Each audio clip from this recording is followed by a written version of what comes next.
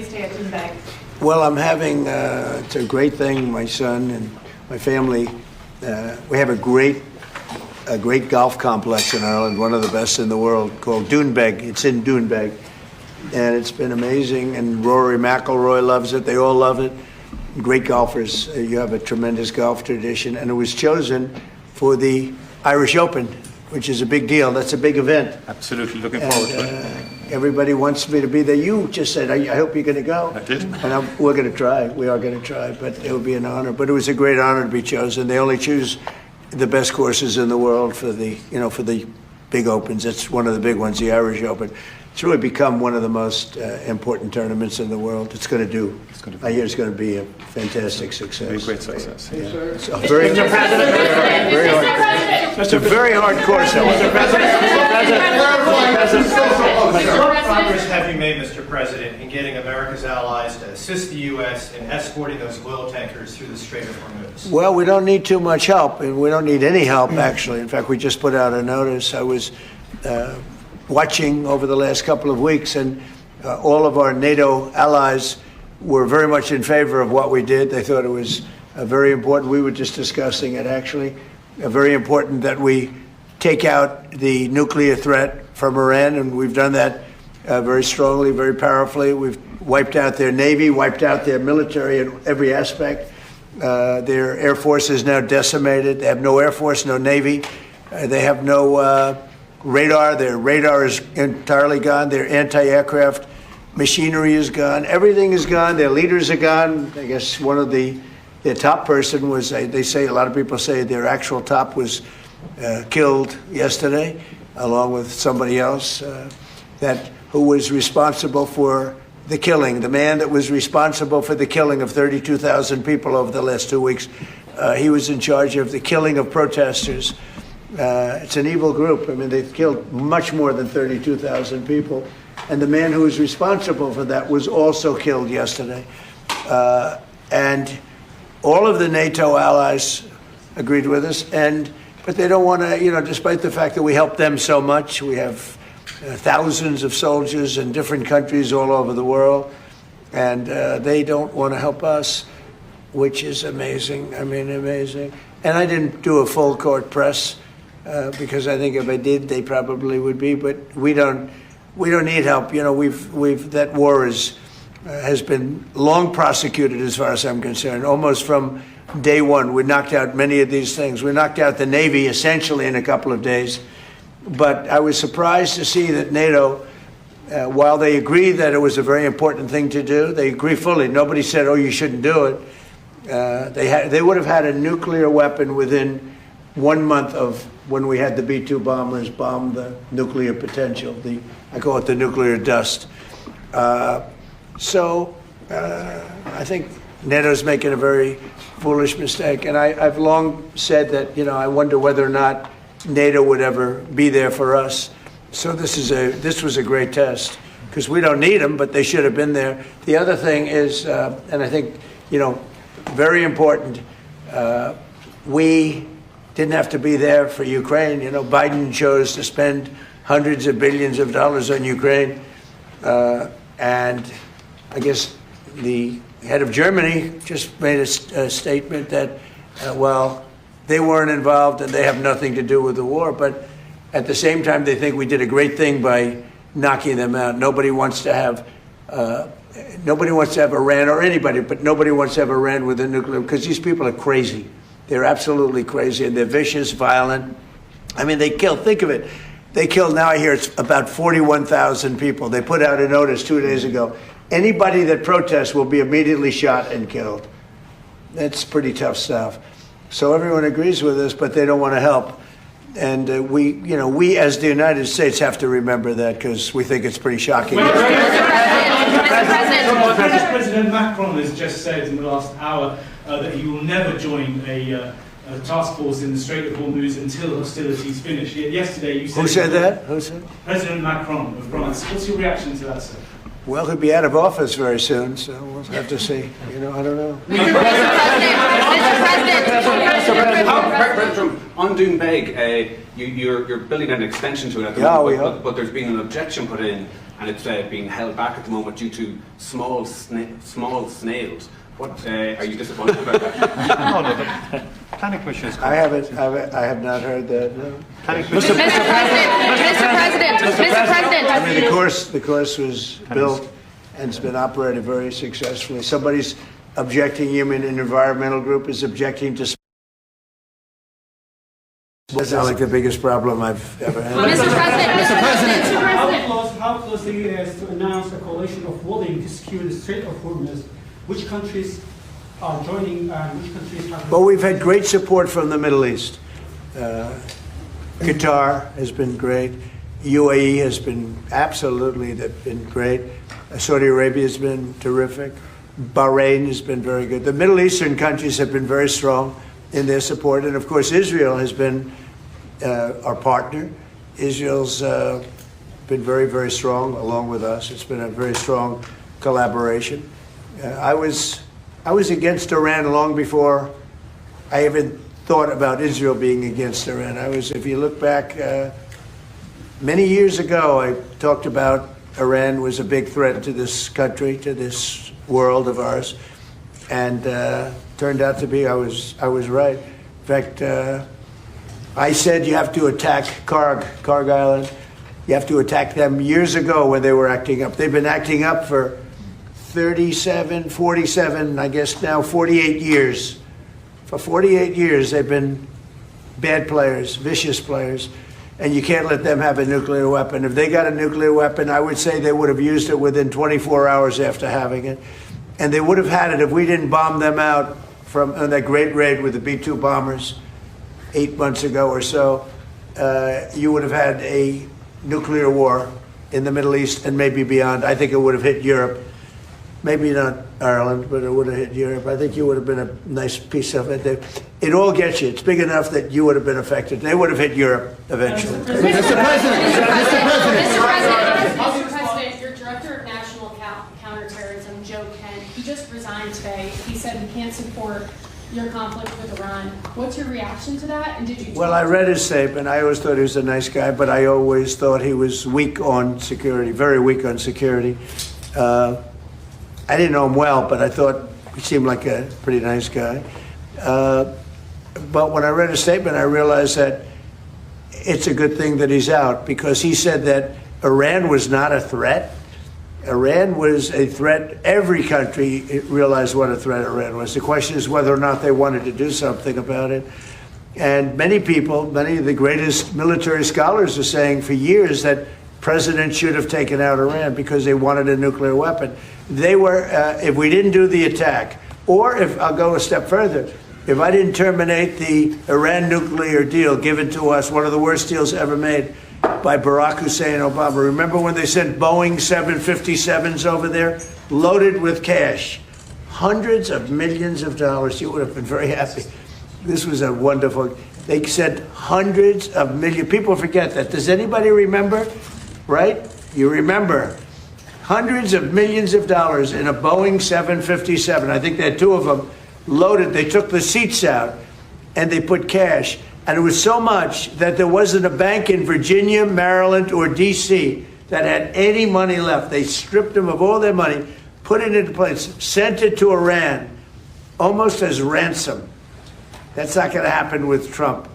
And nobody ever did anything about it. Nobody ever said anything about it. Can you imagine if I did that? So they've been a threat for a long time.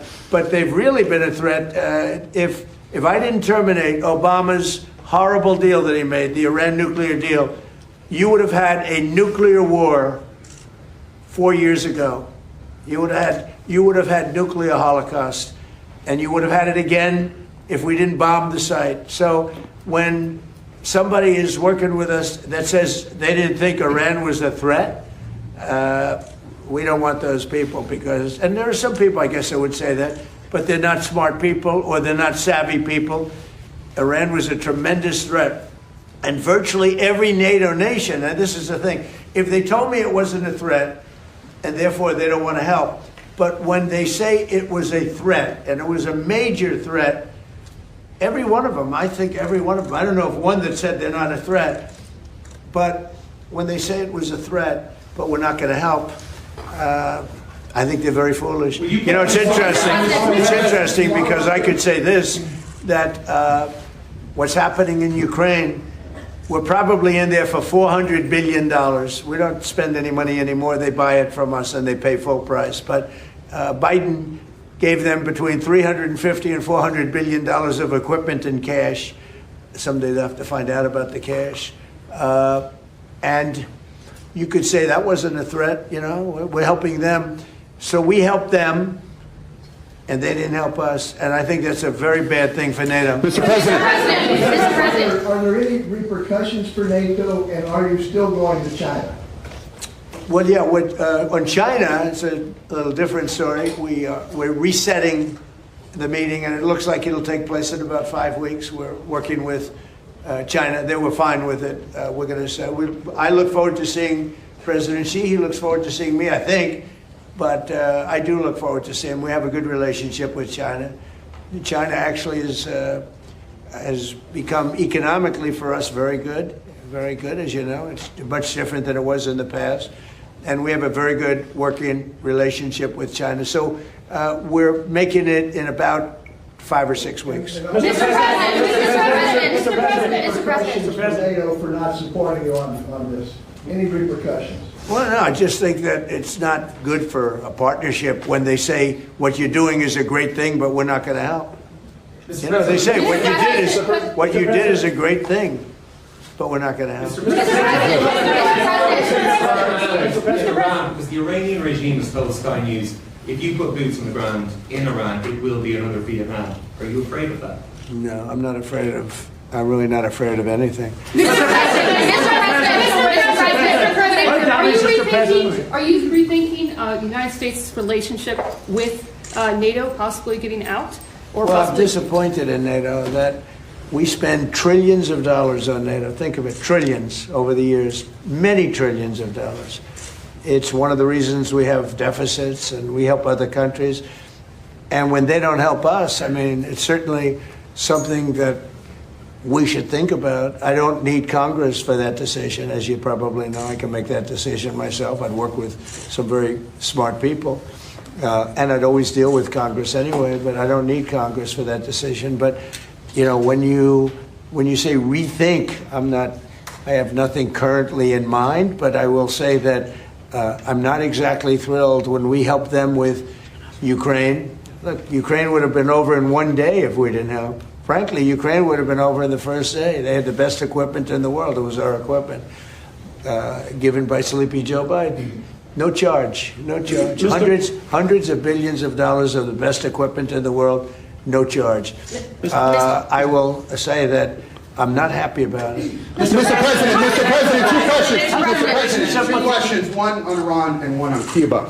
Is Iran now a bigger foreign policy priority for you than China? And on Cuba, the Cuban government... Iran is just a military operation to me.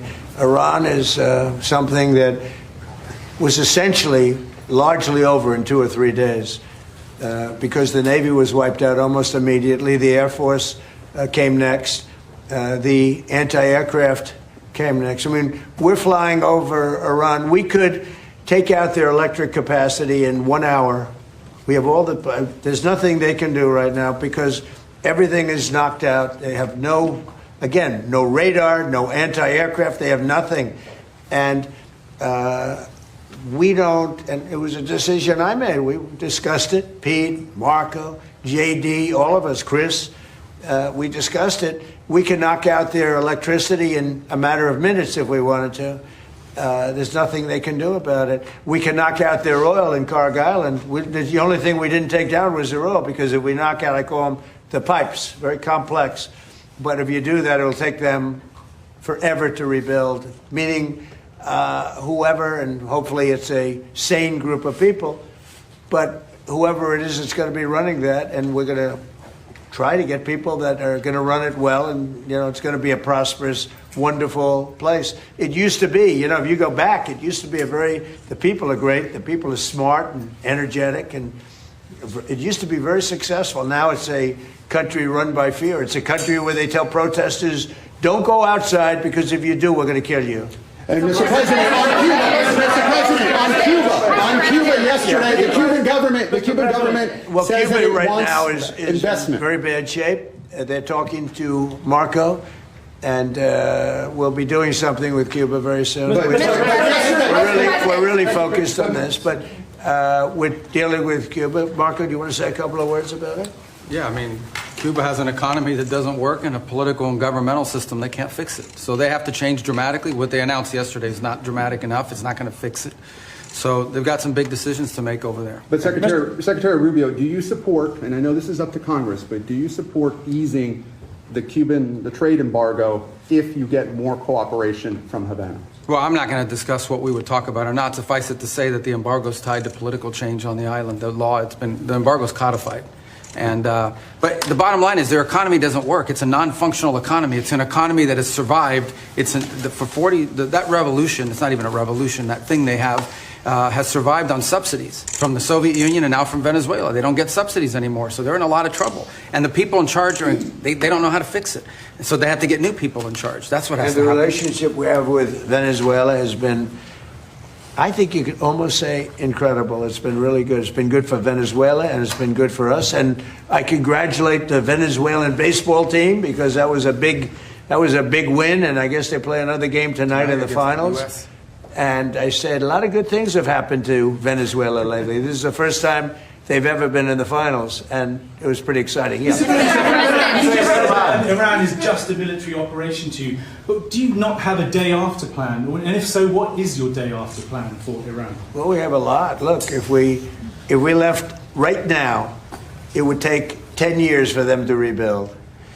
But we're not ready to leave yet. But we'll be leaving in the near future. We'll be leaving in pretty much the very near future. But right now, they've been decimated from every standpoint. And again, we've had great support from countries in the Middle East, great support. But we've had no support essentially, no support from NATO. What about your relationship with London? Has it been damaged by the fact that Keir Starmer isn't supporting you in this war? And has your opinion of Keir Starmer changed because of this? Well, he hasn't been supportive, and I think it's a big mistake. You know, they make a lot of money on trade with the United States. I went out of my way, as you know, they couldn't make a deal with Biden because they had no real administration to make a deal, Biden. But we made a deal. We made a good deal for them, and frankly, probably wasn't appreciated. I do look forward to seeing the king. He's going to be coming, as you know, very shortly. But no, I was disappointed because Keir was willing to send 2 aircraft carriers after we won, because essentially there's no threat for the aircraft carriers right now. And I said, no, we want things sent before the war, not after the war is won. So, yeah, I'm disappointed with Keir. I like him. I think he's a nice man, but I'm disappointed. Mr. President, you said Joe Kent. What? You see that man right there? You know who that is? Churchill. That's the late, great Winston Churchill. And Barack Hussein Obama did not want his bust in this office. Did you know that? And Barack Hussein Obama sent that bust back to England. They didn't want it. And when I came in, I was asked if I wanted it. I said, absolutely, I want it. And I put it right there, Winston Churchill. And, you know, unfortunately, Keir is not Winston Churchill. Mr. President, I'm Joe Kent. Mr. President,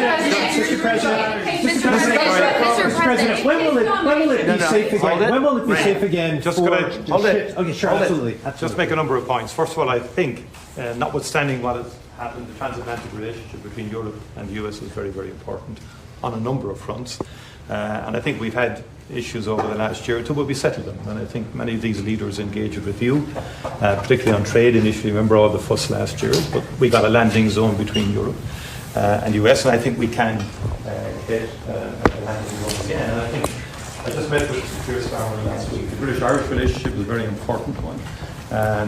Churchill was a great wartime leader, although in Ireland there was kind of a different perspective in terms of during our own war of independence and so on. He created his own bit of difficulties for us. But that said, he was a great wartime leader. Keir Starmer has done a lot to reset the Irish-British relationship. I just want to put that on the record. But I do believe that he's a very earnest, sound person who I think you have a capacity to get on with. You've gone on with him before. and you've got on with other European leaders as well. That's right. And I think you have that capacity again. And I think everyone exists. I mean, you cannot have a rogue state with a nuclear weapon or the capacity for a nuclear weapon. Iran was the sponsor of terrorism. We sanctioned Iran, all European countries did, as a and the IRGC in particular as a terrorist organisation. They sponsored Hamas, they sponsored Hezbollah, the Houthis, they created mayhem, a most maligned force in the Middle East. The Irish position has always been, ultimately, can we resolve this can we get peace? And obviously there's preconditions before you get to that situation. We had our own conflict, which went on for 30 years, and we learned a lot from that in terms of how to try and bring about peace. And I think I've listened to you in terms of, you're correct, I mean, our hearts go to the Iranian people who have been repressed and suppressed for so many years, culminating in that savage murder of thousands and thousands of Iranians some months ago. And no one was in a position to do anything about that. I think, and likewise with Ukraine, I mean, the Russians did invade Ukraine, have attacked civilian infrastructure and so on like that.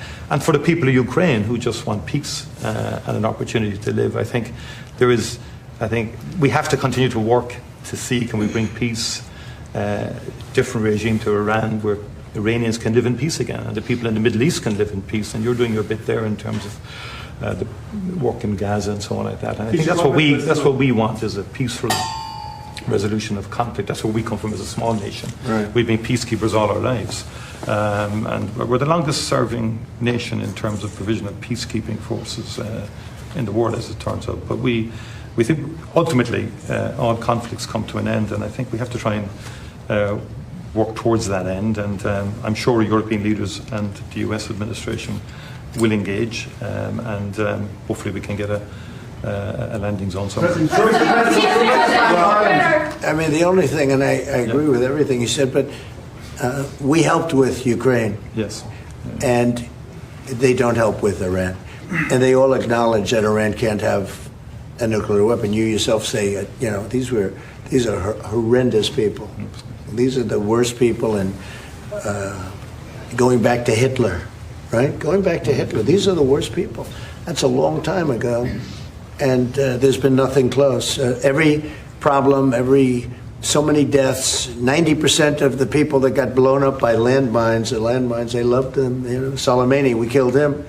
If we didn't, it might be a different story, because he was a horrible person, but he was a very powerful person and leader and smart.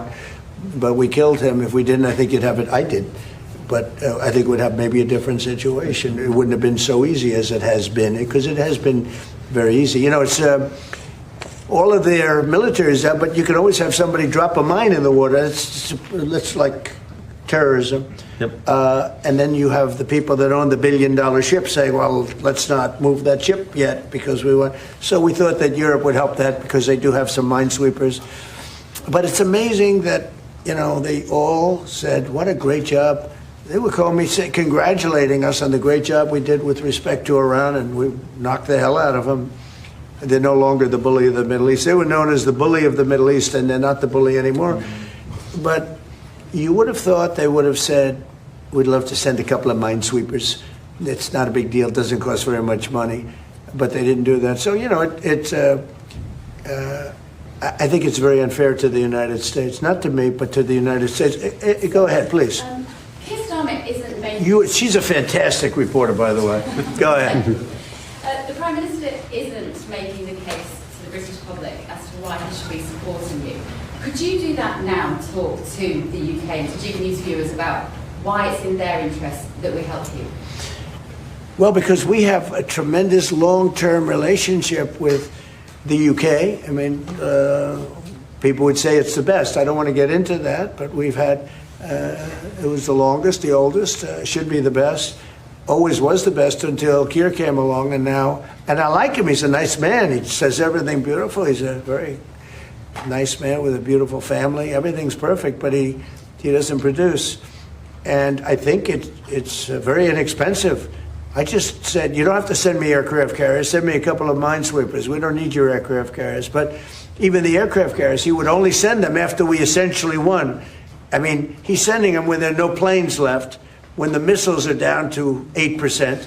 They have like 8% of the missiles. The rest we demolish the missiles, and the factories, largely the factories are going even as we speak. They just hit another factory. They have a lot of missile factories. They have a lot of drone factories. And so he's, wants to send them when we don't need them. But we'd like to have minesweepers, because just in case. We don't know that there are any mines down, because we wiped out, I think, 24. They actually have to think of this for a country.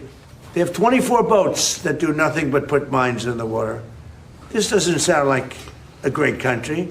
This doesn't sound like a friendly country, but we killed all of those boats. They're at the bottom of the sea.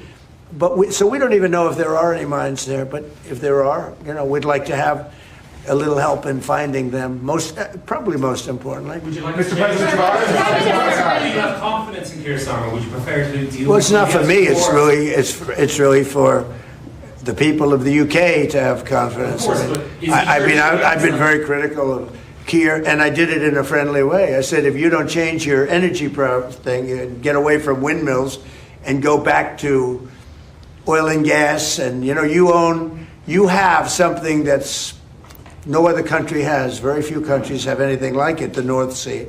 You have some of the greatest oil and oil deposits in the entire world, the North Sea. They don't use it. You buy a lot of your oil from Norway. You know where they get their oil? From the North Sea.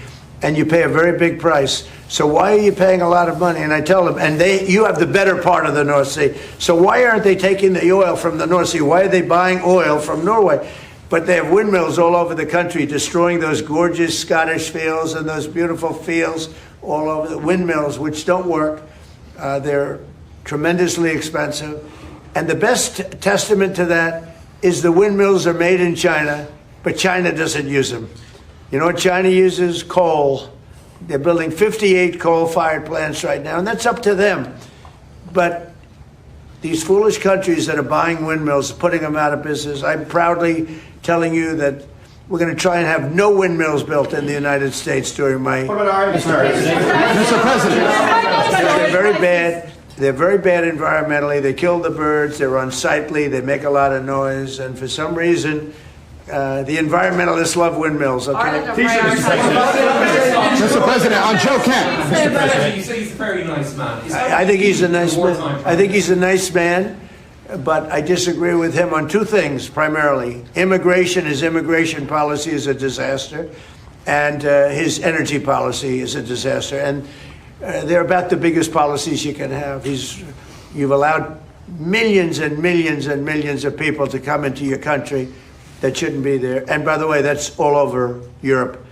Europe is a different place. It's a different place. And I originate, to put it nicely, many of us do, from Europe. I love Europe. I've spent a lot of time in Europe. It's a different place. Bad things have happened to Europe. Very bad things. And you better do something about immigration, and you better do something about energy, or you won't have a Europe. What's your time frame, Mr. President, for when cargo ships can safely go through the Strait of Hormuz? It won't be, I don't believe, too long. We're knocking the hell out of the coast. It's basically the coast and the water, and it won't be too long. And the Middle Eastern states, including Israel, by the way, who has been terrific, the Middle Eastern states have been helping us a lot. Mr. President,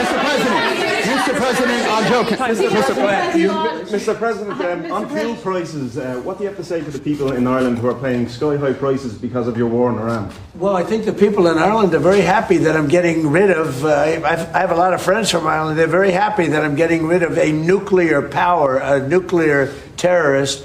And as soon as that war's over, which will be soon, your prices are going to drop like a rock. You watch. Mr. President, on Joe Kent. Mr. President, what do you think about our president's comments that your actions in Iran is breaking international law? Say it. What do you think about our president's comments? Can you speak? You're speaking right into your phone. Mr. President, how do you respond to the increasing attacks by the Iraqi militia groups against the U.S. Embassy and consulate in the Kurdistan region? You want to answer that? Yeah. JD? Do you want to? Yeah, well, Marco, obviously, the Secretary of State, has control over the embassy. Look, there have been a lot of militia attacks against our base or our embassy in Iran. I think Marco's done a good job of limiting the number of people who are at that embassy so we can provide essential functions but also protect our people. But it goes to show there are a lot of terrorists in that region of the world, and we've got to eliminate them when we find them. And you can't give them nuclear weapons. You can give them rifles, you can give them guns, you can't give them nuclear weapons. I think we agree very strongly on that. What's your message just on the immigration point? Yes, excuse me. Just on first of all, I would say, like, Europe is still a very good place to live in. Good. A lot just to let you know. I'm glad to hear that. And our view is you have to have robust and fair rules around migration. But on the other hand, a lot of people, within the European Union, we have free mobility of people. And in Ireland, our population is growing, but in a very positive way. Our economy is going well because we're attracting a lot of people from Europe and beyond into work, legally and validly in our country. In fact, I'd love if we could develop a legal pathway between the US and Ireland into the future because of our history and so on like that, that we could have a legal pathway, because no one is in favour of illegal migration or and so forth. So you have to have robust rules for that. But fundamentally, I think sometimes Europe gets characterised wrongly in terms of it being overrun or whatever like that. It's much more robust now. There's much more stronger mechanism in place to facilitate legal migration. I think it's important that understanding is there. We need more economic growth in Europe. It doesn't have the same focus on innovation as you do here in the US. We discussed that earlier with the Vice President in terms of technology, in terms of AI. We need to pivot more to innovation as opposed to regulation. I think investing in people, and that's the key to, I think, our collective future. But we do take learn lessons. You're doing things and taking it up. Yeah. Prime Minister, Mr. President, The Irish President has said that your war against Iran is illegal. It's an attack on international law. Who said that? The Irish President. Look, he's lucky I exist. That's all I can say. Because if you're going to allow countries that are sick and demented, and they are demented, to have nuclear weapons, everybody in the whole world should be very thankful. And I'm disappointed in NATO, very disappointed. I'm disappointed in a couple of other countries too. But they should be very thankful that this group of people feels the way we do. Because if a country like Iran was allowed to have the power of a nuclear weapon, if we didn't stop them. I stopped them twice. I stopped them my first term when I terminated the Iran nuclear deal, which was Barack Obama's deal. It was maybe the worst deal I've ever seen. It gave everything to Iran, including billions of dollars in green cash. I don't mean cash, I mean green cash flown over by airplanes. I can't to this day believe that was allowed to happen. And come to think of it, it would be a good thing for somebody to look at. Does the president have the power to hand hundreds of millions of dollars of cash to terrorists? But it began with that, and I terminated that deal. If I didn't terminate that deal, we might not be here right now. If I didn't terminate that deal, unbelievable nuclear holocaust would have taken place. And then I did it a second time when we hit them with the B-2 bombers, and we totally obliterated their potential nuclear weapon that they would have had in less than 1 month. They think 2 weeks, but in less than 1 month. And it would have been, I believe it would have been a much different world than it is right now. We have to go, we're going to a lunch, so maybe we'll take one more nice question. Can I ask you how you're doing with your legal case against the BBC and their fake news documentary? Well, the BBC was incredible. What they did is they had me speaking something I never said. And I've never seen anything quite like it. You know, CBS had that. We had the situation on 60 Minutes, and not the current owners, the past owners. The current owners, I think, are good, Ellison. But BBC took it a step further. They actually they put words in my mouth, and I said some pretty bad things. And I didn't say them. It was AI generated.